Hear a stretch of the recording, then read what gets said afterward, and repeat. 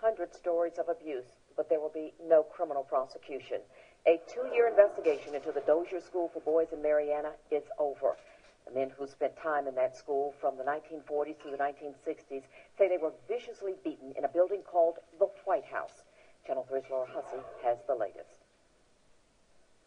It's been more than 50 years, but nightmares of brutal beatings in a building called the White House still leave BRIAN-MIDDLETON shaking in the night. It was the most pain I had ever felt in my life. And it kept on and kept on and kept on. Middleton told his story to the Florida Department of Law Enforcement as part of its investigation into the former Florida School for Boys in Marianna, now called the Dozier School.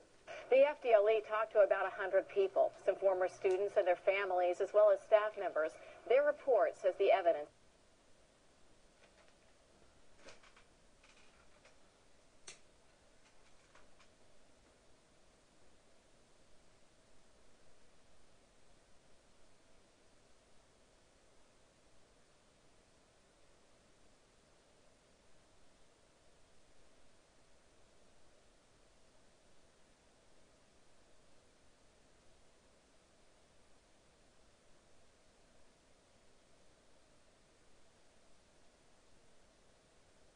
is inconclusive. This is an atrocity. This is an atrocity. Middleton says the FDLE was offered a list of 500 men who say they were viciously beaten at the state school. But he says the agency made little or no effort to contact them. The sanitized, whitewashed version is exactly what the FDLA wanted to write. It made their job a lot easier. The governor doesn't have to act upon this any longer. Prosecutors say in addition to the inconclusive evidence, the statute of limitations prevents them from taking action.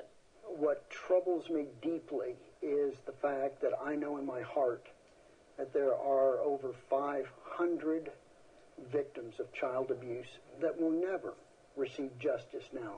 Clearly, we are victims again. In Okaloosa County, Laura Hussey, Channel 3 News. 32 unmarked graves at the school were also investigated. The FDLE concluded that the boys buried there died from illness or by accident.